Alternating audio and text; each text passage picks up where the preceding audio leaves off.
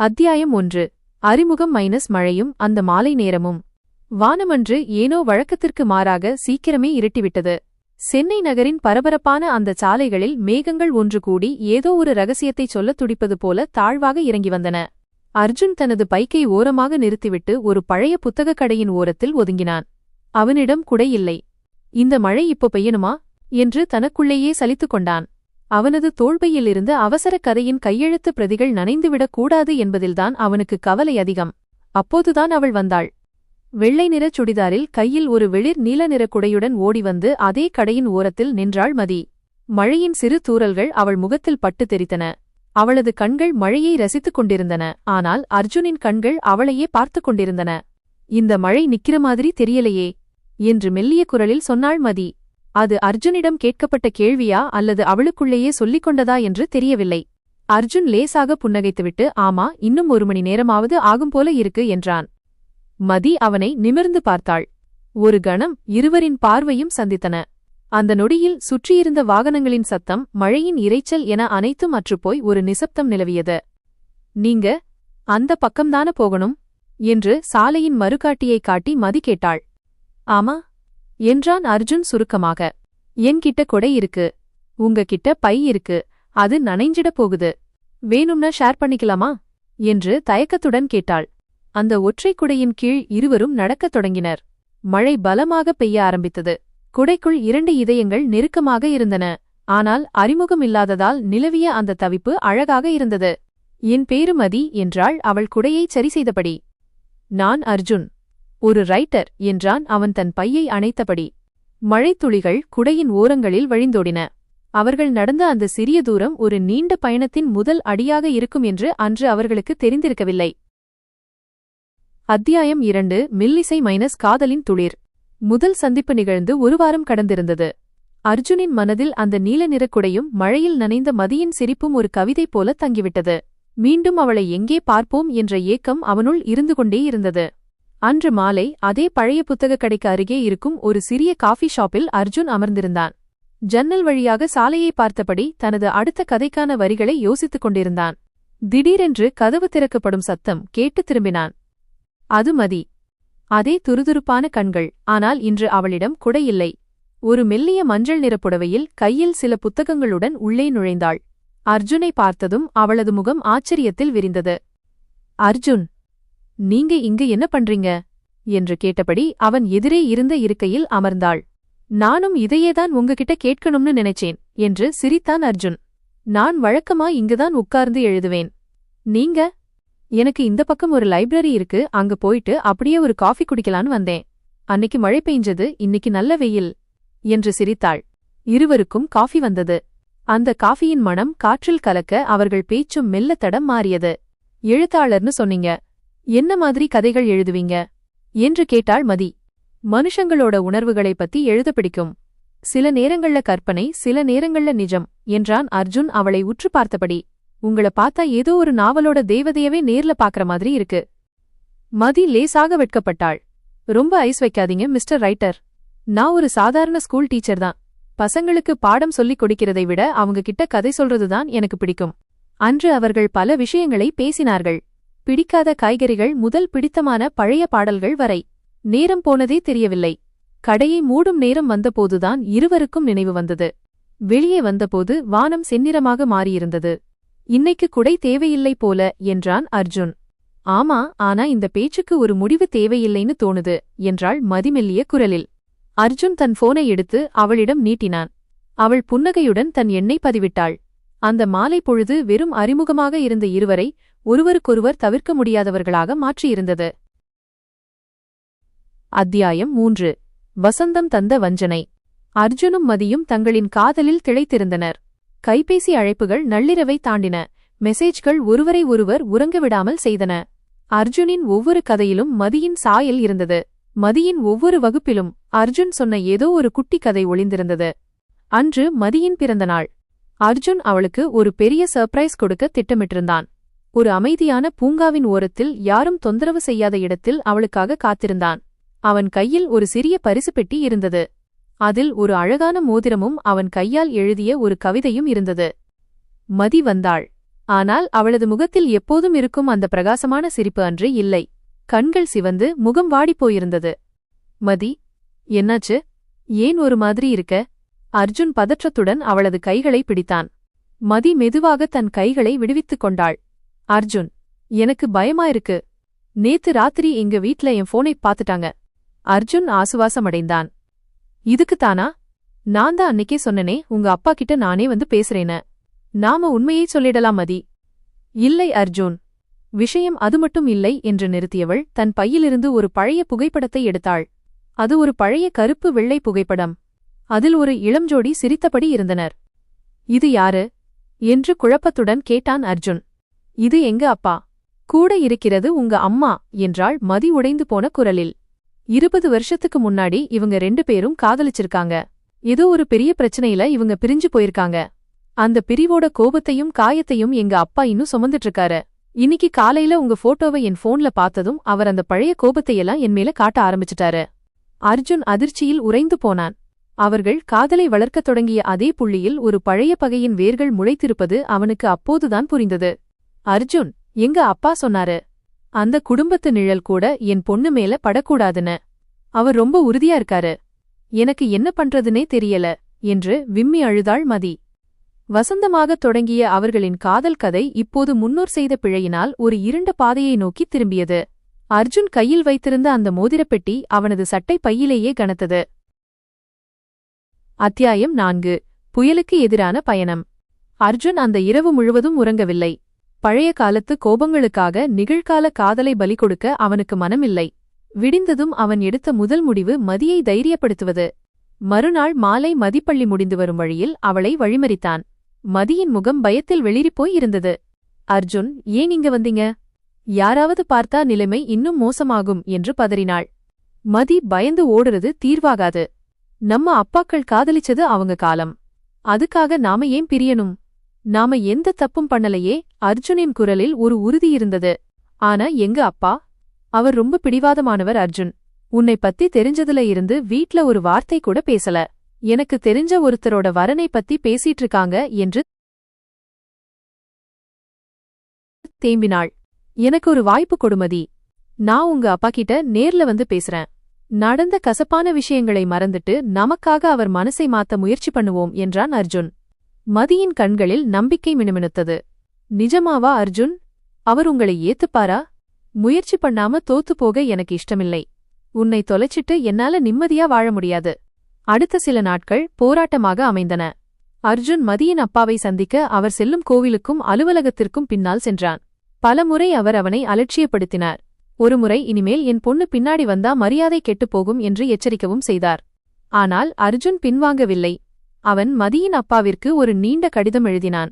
அதில் தன் அம்மாவைப் பற்றியோ அல்லது கடந்த காலத்தைப் பற்றியோ பேசாமல் தான் மதியை எவ்வளவு நேசிக்கிறான் என்பதையும் அவளை எப்படி பார்த்துக்கொள்வேன் என்பதையும் மட்டுமே விவரித்திருந்தான். ஒரு அப்பாவா நீங்க பயப்படுறது நியாயம்தான்.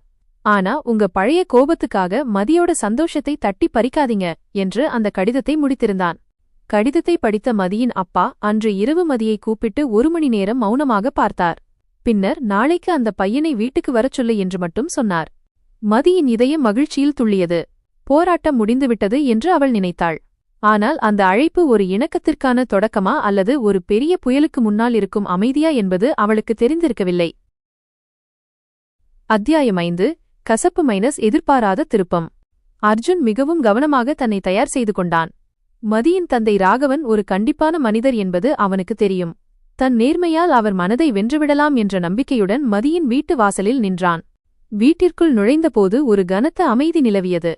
ராகவன் ஹாலில் அமர்ந்திருந்தார். மதியின் அம்மா மூலையில் பயத்துடன் நின்று கொண்டிருந்தாள்.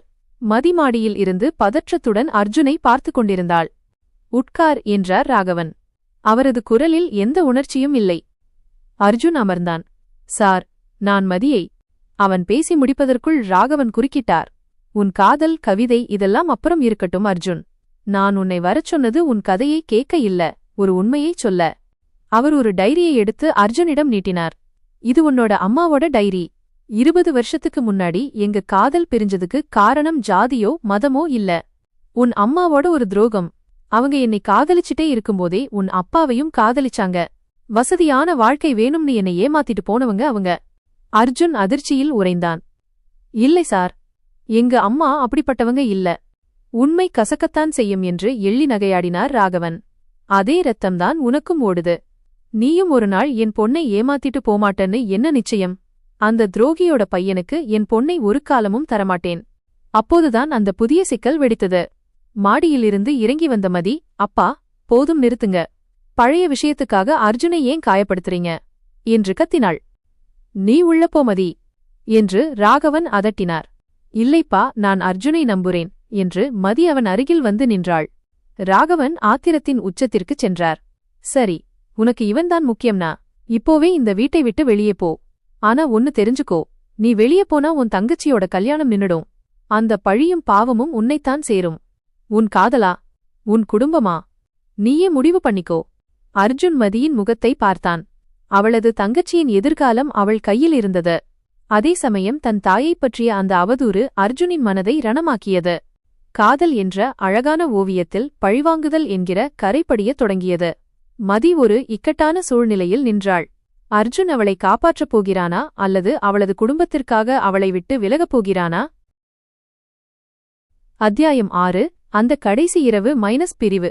ராகவன் விதித்த அந்த நிபந்தனை மதியின் ஆன்மாவை சிதைத்துவிட்டது. ஒருபுறம் உயிரினும் மேலான அர்ஜுன், மறுபுறம் தன் தங்கையின் எதிர்காலம் மற்றும் குடும்பத்தின் கௌரவம். அன்று இரவு முழுவதும் அர்ஜுனும் மதியும் அந்த பழைய பூங்காவில் அமர்ந்திருந்தார்கள். ஆனால் இன்று அவர்களிடம் பேச வார்த்தைகள் இல்லை. மழை பெய்யவில்லை, ஆனால் காற்று மிகவும் குளிர்ந்து ஈரமாக இருந்தது. மதி, நீ எதைப்பற்றியும் கவலைப்படாதே. நாம எங்கேயாவது தூரமா போயிடலாம் என்று அர்ஜுன் அவளது கைகளை பிடித்தான். அவன் குரலில் நடுக்கம் இருந்தது. மதி மெதுவாக தன் கைகளை விலக்கிக் கொண்டாள். அவளது கண்கள் வறண்டு போயிருந்தன. அழுது அழுது கண்ணீர் தீர்ந்துவிட்டிருந்தது. அர்ஜுன், நம்ம காதலுக்காக என் தங்கச்சியோட வாழ்க்கைய நான் பலி கொடுக்க முடியாது. எங்க அப்பா சொன்னது மாதிரி நடந்தா இந்த ஊர்ல அவளுக்கு ஒரு நல்ல வரன் அமையாது. என்னால ஒரு கல் நெஞ்சக்காரியா இருக்க முடியல. அப்போ நமக்கிடையே இருந்த அந்த வாக்கும் கனவுகளும்? அர்ஜுன் தவிப்போடு கேட்டான். அவை அனைத்தும் ஒரு அழகான கனவாகவே இருக்கட்டும் அர்ஜுன். நிஜத்தில் நாம் சேர முடியாது. உன் அம்மாவைப் பற்றி என் அப்பா சொன்னது உண்மையாகவே இருந்தாலும் இல்லாவிட்டாலும் அந்த வெறுப்பு நமக்கிடையே ஒரு பெரிய சுவராக நிற்கிறது. அந்த சுவரை தாண்டி வர எனக்கு பலமில்லை என்றாள் மதி. அந்த நிமிடம் அர்ஜுனுக்கு உலகம் நிலைதடுமாறுவது போல் இருந்தது. மதி ஒருமுறை யோசி. இதுதான் உன் முடிவா? ஆமாம் அர்ஜுன், இதுதான் நமக்கான கடைசி இரவு. இனிமேல் என்னை நீ தேடி வரவேண்டாம். உன் எழுத்துக்களில் நான் வாழலாம், ஆனால் உன் வாழ்க்கையில் எனக்கு இடமில்லை என்று சொல்லிவிட்டு அவள் எழுந்து நடந்தாள். அர்ஜுன் அவளை தடுக்கவில்லை. அவளது தியாகம் எவ்வளவு பெரியது என்பது அவனுக்கு தெரியும். மதி நடக்க நடக்க அவளது காலடி சத்தம் அவனது இதயத்தில் மரண ஓலமாக விழுந்தது. அவள் திரும்பி பார்க்கவே இல்லை. அந்த இருட்டில் அவளது வெள்ளை நிறச் சுடிதார் மெல்ல மெல்ல மறைந்தது. முதல் சந்திப்பில் ஒரு குடைக்குள் அவளை அரவணைத்த அதே கைகள் இன்று அவளை தடுத்த நிறுத்த முடியாமல் காற்றில் தவித்தன. அன்று இரவு சென்னை நகரம் உறங்கியது. ஆனால் ஒரு அழகான காதல் கதை அநியாயமாக செத்துமடிந்தது. அர்ஜுன் அங்கேயே அமர்ந்திருந்தான். அவனது கையில் இருந்த டைரியில் ஒரு புதிய கதையின் தலைப்பு கண்ணீர் துளியால் நனைந்தது. முடிவடையாத மௌனம். அத்தியாயம் 7. தனிமை வலியின் நிறம். பிரிவு என்பது ஒரு நொடியில் நிகழ்ந்துவிட்டது. ஆனால் அதன் வலி ஒவ்வொரு வினாடியும் அவர்களை கொல்லத் தொடங்கியது. அந்த நீல நிற குடையும் மழையும் இப்போது அர்ஜுனுக்கு பிடித்தமான விஷயங்கள் அல்ல. அவை அவன் இதயத்தை துளைக்கும் கூர்மையான ஆயுதங்கள். அர்ஜுனின் உலகம் எழுத்தே மருந்தாக. அர்ஜுன் தன்னை ஒரு அறைக்குள் சுருக்கிக் கொண்டான். அவனது பேனா முன்பு போல அழகிய காதலை எழுத மறுத்தது. அதற்கு பதிலாக கசப்பும் வலியும் நிறைந்த வரிகள் தாள்களில் வழிந்தன. அவன் மொபைலில் மதியின் எண்ணை இன்னும் நீக்கவில்லை, ஆனால் அழைக்கவும் அவனுக்கு துணிவில்லை. அவள் அமர்ந்திருந்த அதே காஃபி ஷாப்பிற்குச் செல்வதை நிறுத்திவிட்டான். தூக்கமின்மை அவனது கண்களைச் சுற்றியுள்ள கருவளையங்களாக மாறியது. அவன் எழுதிய முடிவடையாத மௌனம் என்ற நாவல் மிகப்பெரிய வெற்றியைப் பெற்றது. ஊரே அவனை கொண்டாடியது. ஆனால் அவனோ இந்த வெற்றியைக் கொண்டாட அவள் இல்லையே என்ற ஏக்கத்தில் தனிமையில் வாடினான். புகழும் பணமும் அவனது தனிமையை போக்கவில்லை, மாறாக அதிகப்படுத்தின. மதியின் உலகம் கடமை என்னும் சிறை. மதியின் வாழ்க்கை ஒரு இயந்திரத்தைப் போல மாறியது. அவள் சிரிப்பதையே மறந்துவிட்டாள். வீட்டில் அவள் ஒரு நல்ல மகள் மற்றும் நல்ல அக்காவாக தெரிந்தாள். அவளது தியாகத்தால் அவள் தங்கையின் திருமணம் நிச்சயிக்கப்பட்டது. பள்ளிக்குச் சென்று பாடம் எடுக்கும்போது அவளது கண்கள் ஜன்னலுக்கு வெளியே எதையோ தேடும். அப்பா ராகவன் அவளிடம் பேச முயற்சிப்பார். ஆனால் மதி அவரிடம் அவசியமான வார்த்தைகளைத் தவிர வேறெதுவும் பேசுவதில்லை. அவளது மௌனம் அவருக்கு பெரிய தண்டனையாக இருந்தது. ஒரு மாலை நேரத்தில் மதி தற்செயலாக ஒரு புத்தக கடையை கடந்தாள். அங்கு அர்ஜுனின் புகைப்படம் போட்ட அந்த நாவல் அடுக்கி வைக்கப்பட்டிருந்தது. அதன் அட்டையை பார்த்ததுமே அவளுக்கு மூச்சு முட்டுவது போல இருந்தது. அந்த புத்தகத்தின் முதல் பக்கத்தில் அவன் எழுதியிருந்தான், நட்சத்திரக்குறி காதல் தோற்கலாம், ஆனால் நினைவுகள் என்றும் அழியாது. என் மௌனத்திற்கு சொந்தக்காரியே, நீ எங்கிருந்தாலும் வாழ்க. அதை படித்ததும் பொது இடமென்றும் பாராமல் மதி அங்கேயே அமர்ந்து விம்மி அழுதாள். பிரிந்து சென்றாலும் ஒருவருக்கொருவர் அந்த வலியை சமமாக பகிர்ந்து கொண்டிருந்தனர். காலம் ஓடிக்கொண்டிருந்தது, ஆனால் அவர்களின் மனக்கடிகாரம் அந்த பிரிந்த இரவிலேயே நின்றுவிட்டிருந்தது. அத்தியாயம் 8. காலம் என்னும் மருந்து. 2 வருடங்கள், 730 நாட்கள், ஆயிரக்கணக்கான நிமிடங்கள். காலத்திற்கு ஒரு விசித்திரமான குணம் உண்டு. அது காயங்களை முழுமையாக ஆற்றாது என்றாலும் அந்த வலியோடு வாழ நம்மை பழக்கிவிடும். அர்ஜுன் இப்போது தமிழ் இலக்கிய உலகில் தவிர்க்க முடியாத ஒரு எழுத்தாளன். அவனது தாடி வளர்ந்திருந்தது, பார்வையில் ஒரு முதிர்ச்சி கூடியிருந்தது. அவன் இப்போது சென்னையில் இல்லை. நகரத்தின் இரைச்சல் அவனது நினைவுகளை கிளறுவதாக தோன்றியதால் மலைக்கிராமம் ஒன்றிற்கு தனது வாசஸ்தலத்தை மாற்றிக்கொண்டான். அங்கிருக்கும் அமைதியும் குளிர்ந்த காற்றும் அவனது எழுத்திற்கு துணையாக இருந்தன. மதியின் தங்கைக்கு திருமணம் முடிந்துவிட்டிருந்தது. மதியின் வீட்டில் இப்போது அவளது திருமணத்தைப் பற்றிய பேச்சுக்கள் பலமாக எழுந்தன. மதி, இன்னும் எத்தனை நாளைக்கு இப்படியே இருப்ப? உன் கடமையை நீ செஞ்சிட்ட. இப்போ உனக்கான வாழ்க்கையை தேடிக்கோ என்று அவளது அம்மா அடிக்கடி சொல்லத் தொடங்கினாள். ராகவன் இப்போது ஒரு தளர்ந்த மனிதராக மாறியிருந்தார். தான் செய்த பிடிவாதம் தன் மகளின் சிரிப்பையே பறித்துவிட்டது என்பதை அவர் தாமதமாக உணர்ந்திருந்தார். ஆனால் இழந்த காலத்தை மீட்க அவரால் முடியவில்லை. மதி இப்போது முன்பைவிட அமைதியாக இருந்தாள். அவள் யாரிடமும் சண்டையிடுவதில்லை, எதற்கும் அடம்பிடிப்பதில்லை. அவளது இதயம் ஒரு கல்லைப் போல உறைந்திருந்தது. எப்போதாவது மழை பெய்யும்போது மட்டும் ஜன்னல் ஓரம் அமர்ந்து அந்த நீல நிற குடையைப் பற்றி நினைத்துக் கொள்வாள். அவள் தன் வேலை மாற்றத்திற்காக டிரான்ஸ்ஃபர் விண்ணப்பித்திருந்தாள். அவளுக்கு கிடைத்த இடம் அர்ஜுன் தங்கியிருக்கும் அதே மலைப்பகுதிக்கு அருகிலுள்ள ஒரு அரசு பள்ளி. இது எதேச்சையாக நடந்ததா அல்லது விதி விளையாடிய விளையாட்டா என்று தெரியவில்லை. அர்ஜுன் தனது புதிய நாவலை முடித்துவிட்டு ஒரு மாலை நேரத்தில் அந்த ஊரின் சிறிய சந்தைக்கு வந்தான். அதே நேரத்தில் புதிய ஊருக்கு வந்திருந்த மதி சில வீட்டு உபயோகப் பொருட்களை வாங்க அதே சந்தைக்குள் நுழைந்தாள். கூட்டத்திற்கு நடுவே ஒரு பழக்கமான வாசம், ஒரு அறிமுகமான நடை. இருவரும் ஒருவரையொருவர் இன்னும் பார்க்கவில்லை. ஆனால் அந்த இடத்தின் காற்று ஏதோ ஒரு மாற்றத்தை சொல்லாமல் சொன்னது. காலம் தன் மருந்தை கொடுத்து பார்த்தது, ஆனால் காதல் இன்னும் குணமடையவில்லை என்பது அந்த நொடியில் உறுதியானது. அத்தியாயம் 9. எதிர்பாராத சந்திப்பு. அந்த மலைக்கிராமத்தின் மாலை நேரச் சந்தை காய்கறிகளின் வாசனைக்கும் மக்களின் கூச்சலுக்கும் நடுவே பரபரப்பாக இருந்தது. லேசான மேகமூட்டம் நிலவியது. அர்ஜுன் ஒரு கையில் பையுடனும் மறு கையில் தனது டைரியுடனும் கூட்டத்திற்குள் நடந்து கொண்டிருந்தான். திடீரென தூறல் போட ஆரம்பித்தது. மக்கள் அங்கும் இங்கும் ஒதுங்க ஓடினார்கள். அர்ஜுன் ஒரு கடையின் கூரைக்கு அடியில் ஒதுங்க முயன்றபோது எதிரே வேகமாக வந்த ஒரு பெண் அவன் மீது மோதினார். அவள் கையில் இருந்த பொருட்கள் சிதறி தரையில் விழுந்தன.